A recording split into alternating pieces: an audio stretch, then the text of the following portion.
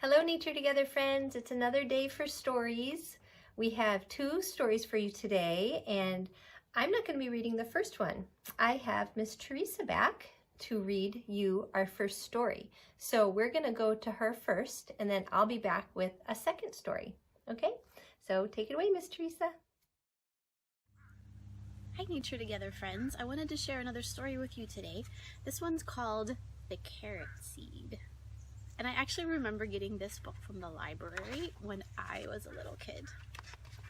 The Carrot Seed by Ruth Cross, and the pictures are by Crockett Johnson. A little boy planted a carrot seed.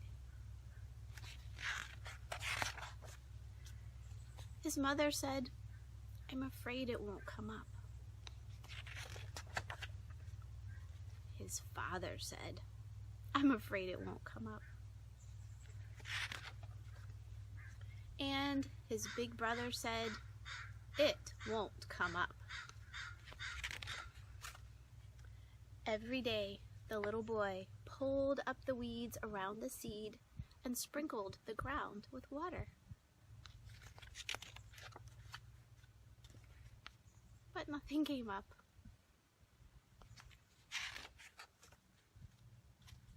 And nothing came up. Everyone kept saying it wouldn't come up.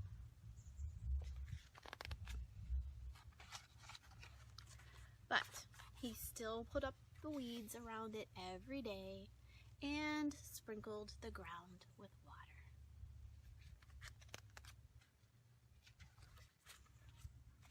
And then one day,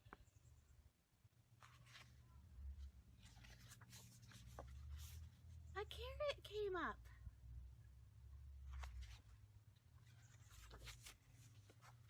Just as the little boy had known it would.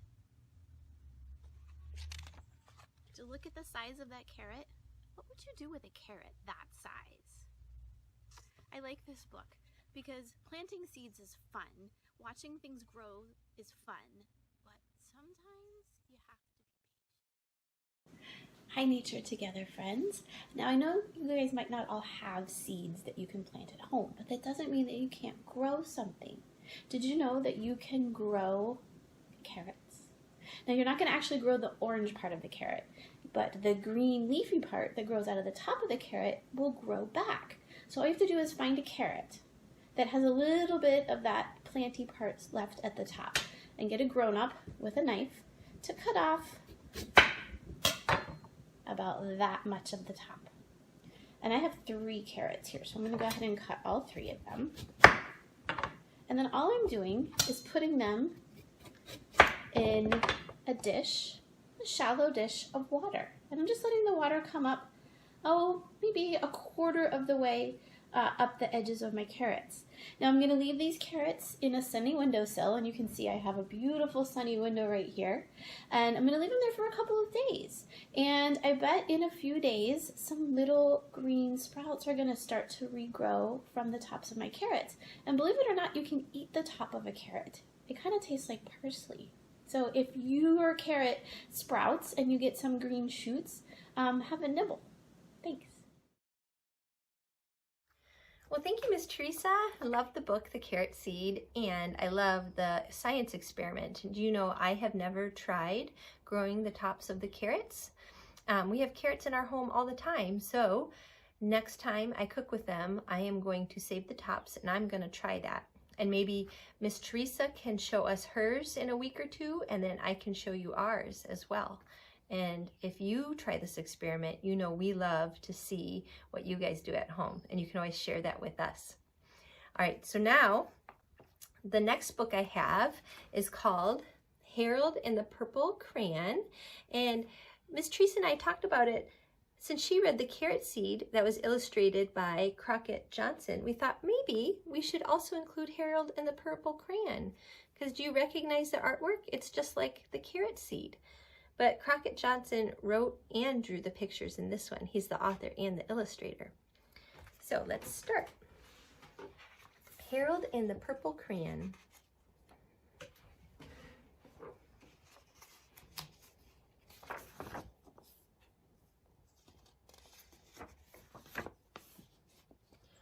One evening, after thinking it over for some time, Harold decided to go for a walk in the moonlight. There wasn't any moon, and Harold needed a moon for a walk in the moonlight. And he needed something to walk on.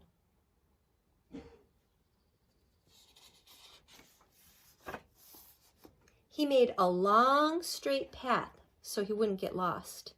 And he set off on his walk, taking his big purple crayon with him.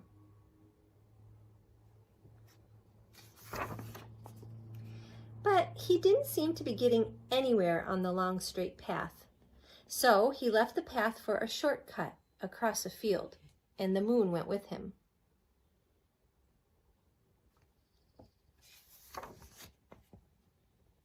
The shortcut led right to where Harold thought a forest ought to be. He didn't want to get lost in the woods, so he made a very small forest with just one tree. It turned out to be an apple tree. The apples would be very tasty, Harold thought when they got red.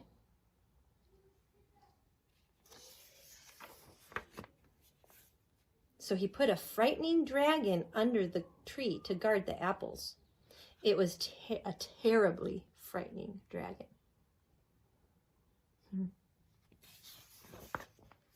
It even frightened Harold. He backed away. His hand holding the purple crayon shook.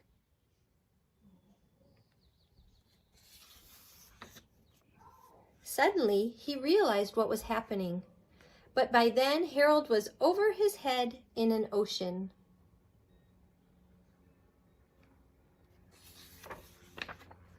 He came up thinking fast, and in no time he was climbing aboard a trim little boat.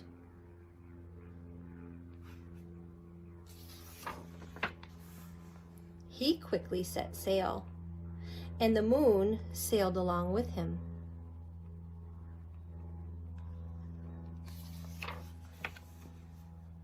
After he had sailed long enough, Harold made land without much trouble. He stepped ashore on the beach, wondering where he was.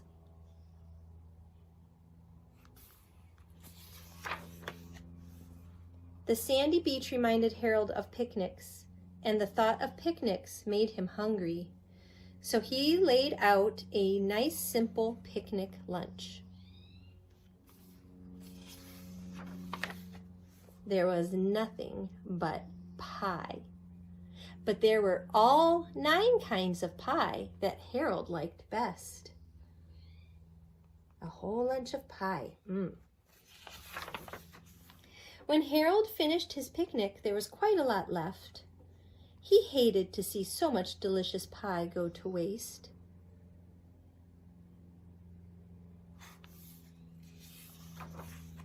So Harold left a very hungry moose and a deserving porcupine to finish up. And off he went looking for a hill to climb to see where he was.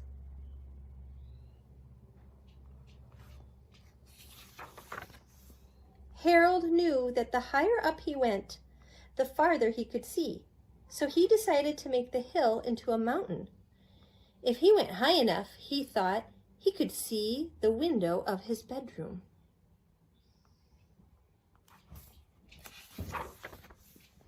He was tired, and he felt he ought to be getting to bed.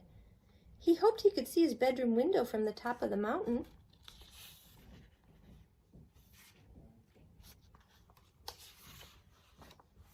But as he looked down over the other side, he slipped. And there wasn't any other side of the mountain. He was falling in thin air.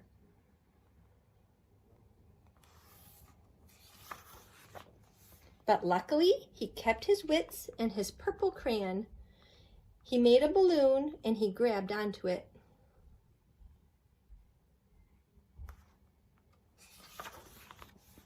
And he made a basket under the balloon, big enough to stand in. He had a fine view from the balloon, but he couldn't see his window. He couldn't even see a house.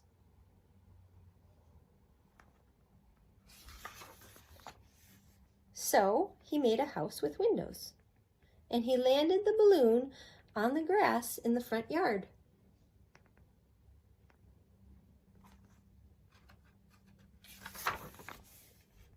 None of the windows was his window. He tried to think where his window ought to be.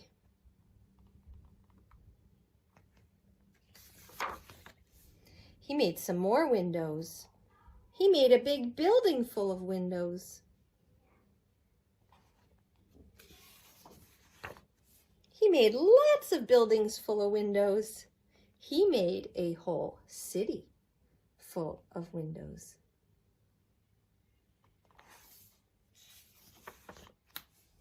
But none of the windows was his window. He couldn't think where it might be.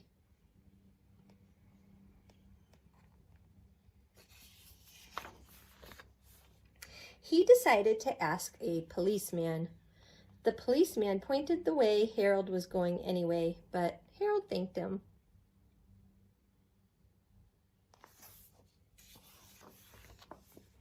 And he walked along with the moon, wishing he was in his room and in bed. Then suddenly, Harold remembered. He remembered where his bedroom window was when there was a moon. It was always right around the moon. And then Harold made his bed. He got in it and he drew up the covers.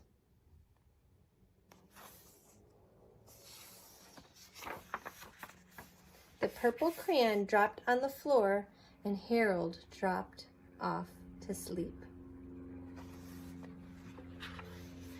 And that's the end.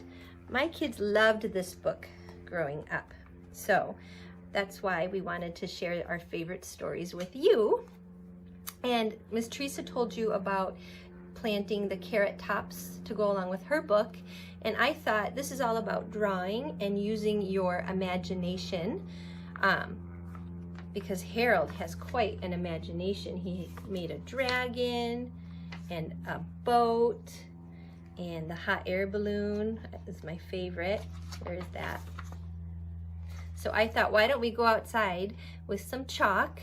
It's a lovely day here. I don't know what it's like there, but if you could get outside and take some chalk and use your imagination and draw adventures that you would like to go on your sidewalk. What do you think of that? Let's go.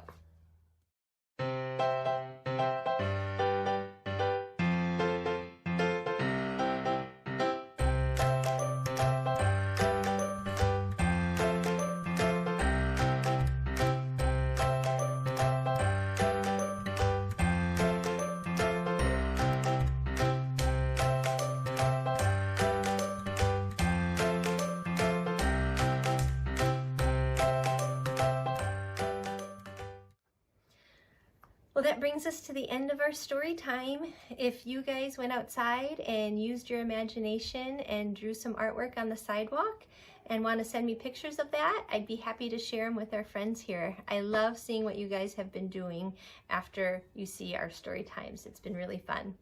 And you can always email me at Kris, K-R-I-S, @explorenaturetogether.com.